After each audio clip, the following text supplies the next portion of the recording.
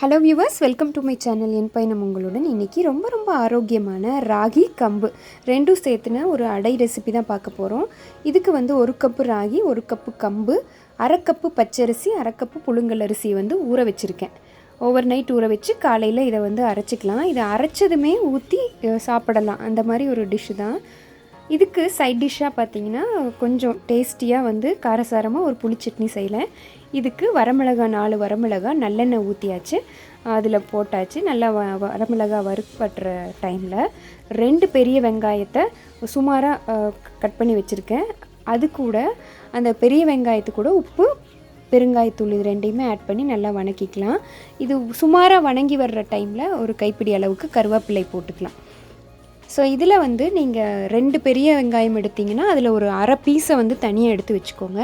அதைய நல்ல சட்னி மாதிரி இதை அரைச்சதுக்கப்புறமா சுமாராக கரகரப்பாக போட்டு அரைச்சி சாப்பிட்றதுக்கு ரொம்ப டேஸ்ட்டாக இருக்கும். ஸோ மாவும் அரைஞ்சிட்ருக்கு. இப்போ நம்ம வறுத்தது எல்லாமே நல்லா ஆறிடட்டும். சூடு ஆறினதும் தான் எப்போவுமே சட்னியை வந்து நம்ம அரைக்கணும். இல்லைன்னா அந்த வாசர் வந்து நாளாக போயிடும்.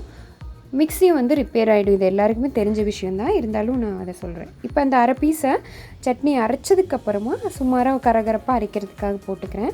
இதை வந்து தாளிக்க வேண்டிய அவசியம் இல்லை. தேங்காய் எண்ணெய் போட்டு கொஞ்சமாக வந்து கரும்பு சர்க்கரையோ வெல்லமோ போட்டுக்கலாம்.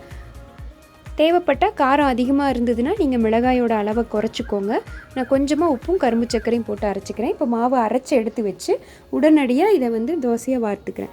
நீங்கள் புளிச்சு கூட இதை யூஸ் பண்ணலாம். ஆனால் ரெடி டு ஈட்டுக்கு வந்து இது பொருத்தமான ஒரு டிஷ்ஷாக இருக்கும்.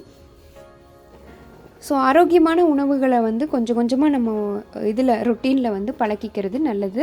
நம்ம இந்த மாதிரி செய்ய தான் குழந்தைங்களும் ஆரோக்கியமான உணவு பழக்கங்களை வந்து கற்றுப்பாங்க. நம்ம வந்து ஆர்டினரி இட்லி தோசைக்கு பதிலாக வாரத்தில் 1 நாளோ 2 நாளோ இந்த மாதிரி இதுக்கு ஸ்கிப் ஆகிக்கணும். ஸோ சட்னி ரெடி ஆகிடுச்சு. இந்த ராகி கம்பு எல்லாமே சுமாராக கொஞ்சம் இனிப்பு டேஸ்ட்டில் இருக்கனால இதுக்கு இந்த காரமாக இருக்க சட்னி ரொம்ப பொருத்தமாக இருக்கும். நீங்கள் தேவைப்பட்டதுன்னா இது கூட ஒரு 1/4 ஸ்பூன் அளவுக்கு கடலைப்பருப்பையும் ஊற வச்சு நல்லா பேப்பர் ரோஸ்ட் மாதிரி வந்து செஞ்சுக்கலாம். எண்ணெய் கொஞ்சம் அதிகமாக விட்டுக்கலாம். குழந்தைங்களுக்கு நெய் கூட நீங்கள் விட்டுக்கலாம். நான் வந்து இதுக்கு கம்மியாக தான் எண்ணெய் விட்டு கொஞ்சம் தடிமனாக தான் ஊற்றுறேன். இது வந்து மொறுமொறுன்னு கூட வரும். எண்ணெய் நிறைய விட்டு நீங்கள் வார்த்து எடுத்துக்கலாம். ஸோ அவ்வளோதான். சூப்பரான இந்த ராகி கம்பு அடை வந்து ரெடி ஆகிடுச்சு. இந்த மாதிரி ஹெல்த்தியான டிஷ்ஷஸை வந்து கண்டிப்பாக நீங்களும் ஃபாலோ பண்ணுங்கள். வாரத்தில் 1 நாள் இல்லை 2 நாள் பண்ணாலே போதும். ஸோ இன்னொரு இன்ட்ரெஸ்டிங் வீடியோவில் உங்களை மீட் பண்ணுறேன். தேங்க்யூ.